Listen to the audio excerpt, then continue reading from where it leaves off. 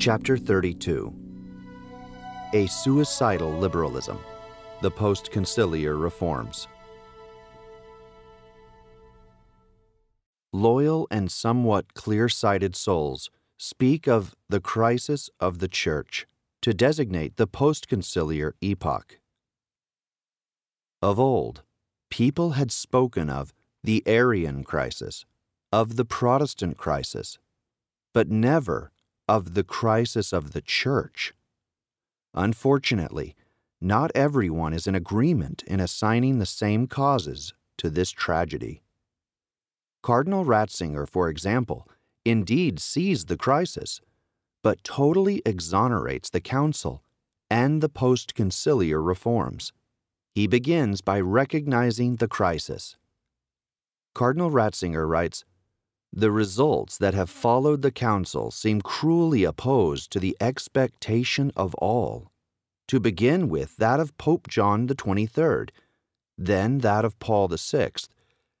The popes and the conciliar fathers were expecting a new Catholic unity, and on the contrary, we have gone towards a dissension which, to take again the words of Paul VI, appears to have passed from self-criticism to self-destruction.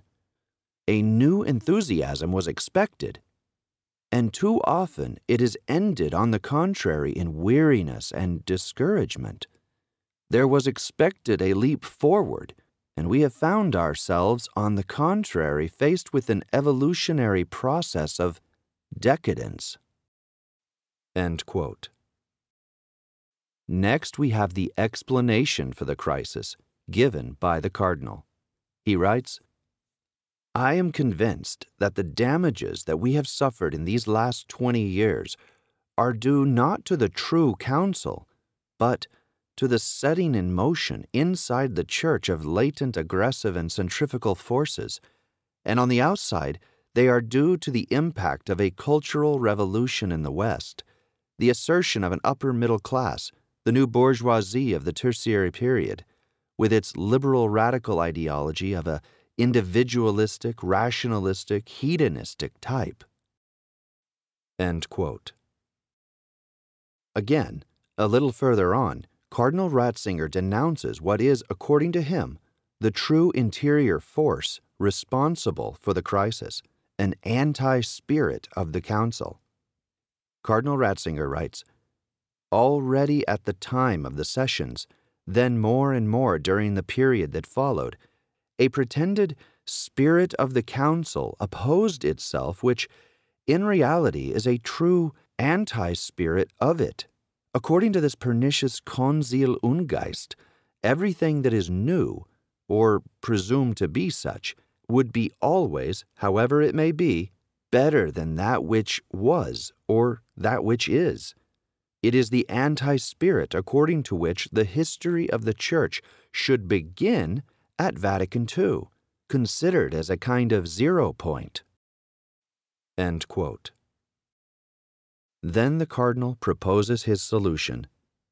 Come back to the true Council, by considering it not as a point of departure from which one goes away running, but indeed rather as a base on which it is necessary to build solidly. I certainly want to consider the external causes of the crisis of the Church, particularly a liberal and pleasure-seeking mentality that has spread over society, even Christian society. But precisely what did Vatican II do to oppose this? Nothing. Or rather, Vatican II only pushed in this direction. I will make use of a comparison. What would you think if, in the face of a threatening tidal wave, the Dutch government decided one fine day to open its dikes in order to avoid the shock, the impact of the wave? If it excused itself afterwards, after the total inundation of the country, "We had nothing at all to do with it. It was the tidal wave."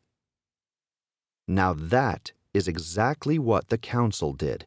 It opened all the traditional barriers to the spirit of the world by declaring the opening to the world, by religious liberty, by the pastoral constitution, the Church in the modern world, Gaudium et Spes, which is the very spirit of the Council, and not the anti-spirit.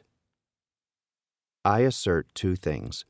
What Cardinal Ratzinger names the anti-spirit of the Council is only the extreme materialization of the theories of theologians who were experts at the Council. Between the spirit of Vatican II and the so-called anti-spirit, I see only a difference of degree. And it seems to me inevitable that the anti-spirit exerted influence on the very spirit of the Council. On the other hand, the spirit of the Council, this liberal spirit which I analyzed above at length, and which is at the root of almost all of the conciliar texts and of all the reforms that have followed, must itself be put under accusation. In other words, I accuse the Council seems to me the necessary response to the I excuse the Council of Cardinal Ratzinger. To explain myself, I maintain, and I am going to prove, that the crisis of the Church comes down essentially to the post-conciliar reforms emanating from the majority of the official authorities of the Church and by application of the doctrine and the directives of Vatican II. There is thus nothing marginal or underground in the essential causes of the post-conciliar disaster. Let us not forget that it was the same men, and especially the same Pope, Paul VI, who made the Council and who afterwards applied it in the most methodical and official manner by making use of their hierarchical authority. Thus, the new missal of Paul VI was promulgated with the following words: Ex decreto sacrosancti ecumenici, concilii Vaticani secundi instauratum, auctoritate Pauli Papae Sextus promulgatum. That is, established in accordance with the decree of the Holy Ecumenical Council and promulgated by the authority of Pope Paul VI. Thus, it would be an error to say, but the reforms do not have their source in the Council. Without a doubt, on certain points the reforms have gone beyond the letter of the Council. For example, the Council did not ask for the suppression of Latin in the liturgy. It only requested the introduction of the common language. As I have said to you, in the mind of those who open this little door, the goal was to arrive at radical change. Definitively, it suffices to report that all the reforms refer officially to Vatican II, not only to the reform of the Mass and that of all the sacraments, but also those of the religious congregations, the seminaries, the episcopal assemblies, the creation of the Roman Synod, the reform of relations between the Church and the states, etc. I will limit myself to 3 of these reforms: the suppression of the Holy Office, the openly pro-communist politics of the Vatican, and the new concordat between the Holy See and Italy. What was the spirit of these reforms? I asked the question myself of Cardinal Brown, who was at the Holy Office a long time. Is the change of the Holy Office into the Sacred Congregation for the Doctrine of the Faith an accidental, superficial change, a change of label only, or is it a profound radical change? I asked. The Cardinal replied to me, "An essential change, that is evident." Indeed, the Tribunal of the Faith has been replaced by an Office of Theological Research. They will say whatever they want, but this is the reality. The 2 instructions on the theology of liberation, to take this example, far from leading concretely to a clear condemnation of this quote-unquote theology and of its supporters, had as their clearest result to actually encourage them. How is this possible? all because the tribunal has become essentially an office for research. This is a radically different spirit, a Masonic spirit. There is no truth that is possessed. We are always in search of the truth. One gets lost in discussions among the members of a commission of theologians from the world over, which end up only by producing interminable texts whose haziness reflects the incoherence of their authors. In practice, they no longer condemn, and they no longer designate the disapproved of doctrines. They no longer stamp the heretics with the red-hot iron of infamy. No. They are simply asked to be quiet for a year, and it is said, "This teaching is not worthy of a professorship of Catholic theology." That is all. In practice, the suppression of the Holy Office is characterized, as I wrote to the Holy Father, by the free propagation of errors. The flock of the sheep of our Lord Jesus Christ is delivered without defense to the ravenous wolves. The Ostpolitik, or politics of the hand held out to the east, does not date from the Council, alas. Already under Pius XI and Pius XII, contacts were established, with or without the knowledge of these popes, which led to catastrophes, fortunately limited ones. Nevertheless, on the occasion of the Council and since, we are seeing actual agreements. I have told you how the Russians purchased the silence of the Council on Communism. After Vatican II, the Helsinki Accords were patronized by the Vatican. The first and the last discourses were given there by Bishop Casaroli, who was consecrated archbishop for the event. The Holy See soon manifested a hostility towards all the anti-communist governments. In Chile, the Holy See supported the communist revolution of Allende from 1970 to 1972. The Vatican acted thus through its nunciatures and by the nominations of cardinals, such as Terrincon of Spain, Ribeiro of Portugal, Aramburu of Argentina, and Silva Enriquez of Chile, in agreement with the pro-communist politics of the Holy See. The weight of such cardinals, archbishops of metropolises, is considerable in those Catholic countries. Their influence is determining over the episcopal conferences, which is through the nominations of revolutionary bishops. These bishops arrive, and they are in the majority favorable to the politics of the Holy See and opposed to the governments. What then can a Catholic government do against the majority of the episcopate that works against it? This is an appalling situation. We are present at an incredible overturning of forces. The Church itself is becoming the principal revolutionary force in the Catholic countries. The liberal politics of the Holy See, by virtue of the principles of Vatican II, has aimed at the suppression of the states that remain Catholic. This is what has been solidified by the new Concordat between the Holy See and Italy. Having matured during 12 years of discussions, which is no small business, this text was adopted by the Italian Senate, as the newspapers of December 7, 1978 related it, after having been approved by the commission designated by the Italian state, as well as by the Commission of the Vatican. Rather than analyze this act for you, I will read you the declaration that President Andreotti made on that day to present the document. He writes, "Here is a disposition of principle. The new text of the first article solemnly establishes that the state and the Catholic Church are both, each in its own order, independent and sovereign."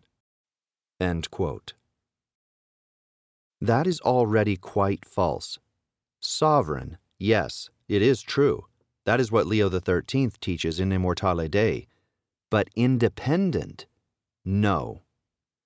Leo XIII clearly states, It is necessary that there be between the two powers a system of well-ordered relations, not without analogy with that which in man constitutes the union of the soul and the body. Leo XIII says union. He does not say independence. I refer you to the conference where I covered the relations between the Church and the state. Here is what follows in the text of the discourse of the Italian president. He writes, "In principle, it is the surrender, concluded in a reciprocal manner, of the concept of the confessional state, according to the principles of the Constitution and in harmony with the conclusions of the Second Vatican Council." End quote. Thus, there can be no more Catholic state, or confessional state, that is to say, a state that professes a religion, which professes the true religion. This is decided by principle, in application of Vatican II. Next, as a consequence of this principle, the legislation on marriage is overturned, as well as religious instruction. All this is stuffed with means for making religious instruction disappear. As for church goods, agreements were made beforehand between the state and the Methodist, Calvinist, and Hebrew religions. All of them will be on the same footing. I would like to emphasize that this willingness to suppress all the Catholic institutions from civil life is a willingness in principle. It is asserted, whether it be on the lips of this Italian president or on those of Cardinal Casaroli or of John Paul II, or on theologians like Cardinal Ratzinger, as definitively in the text of the Conciliar Declaration on Religious Liberty, that there should no longer be Catholic bastions. This is a resolution in principle. In particular, there must no longer be any Catholic states.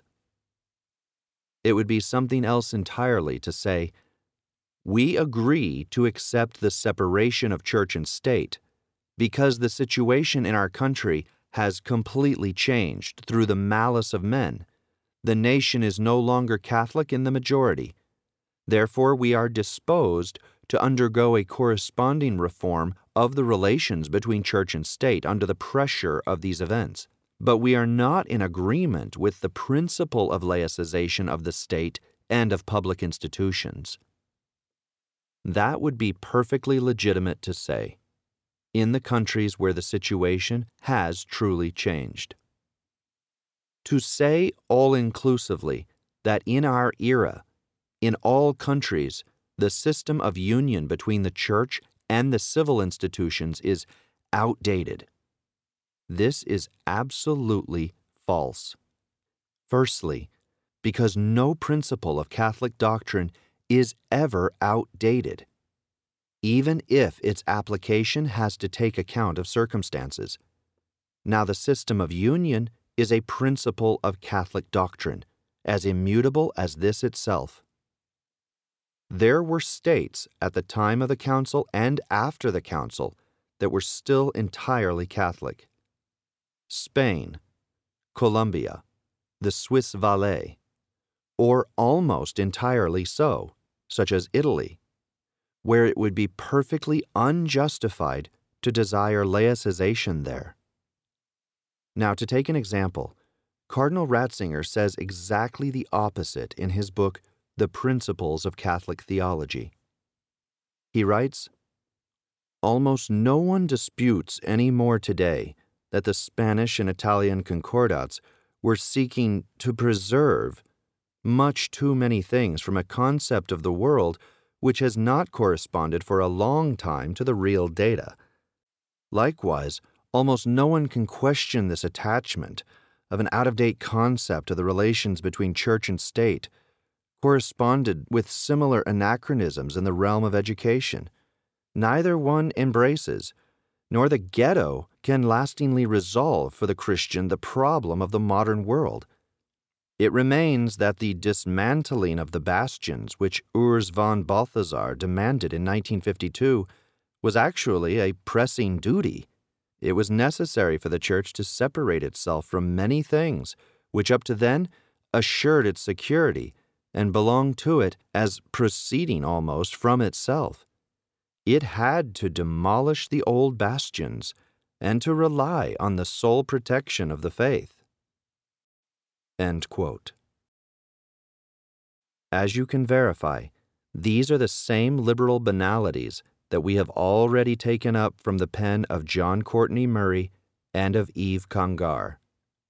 The doctrine of the Church in this matter is reduced to a concept of the world tied to an age that is ended. The evolution of mentalities towards apostasy is affirmed as being an indifferent thing, unavoidable and completely general.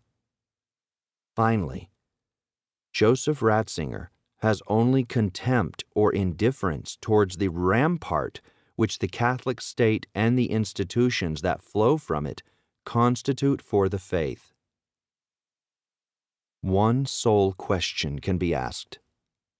Are those people still Catholic if for them the social kingship of our Lord Jesus Christ is an out-of-date concept?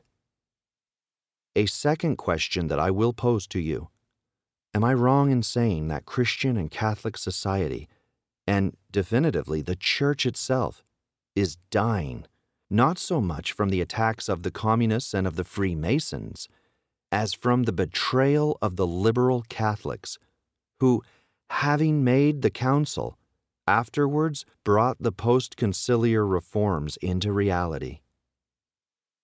So, admit with me, having the facts before your eyes, that the conciliar liberalism is now leading the Church to the grave. The Communists are certainly clear-sighted, as the following fact shows. In a museum in Lithuania, dedicated in part to atheistic propaganda, there is found a large photo of the, quote, exchange of instruments at the time of the signature of the new Italian Concordat between the President and Cardinal Casaroli.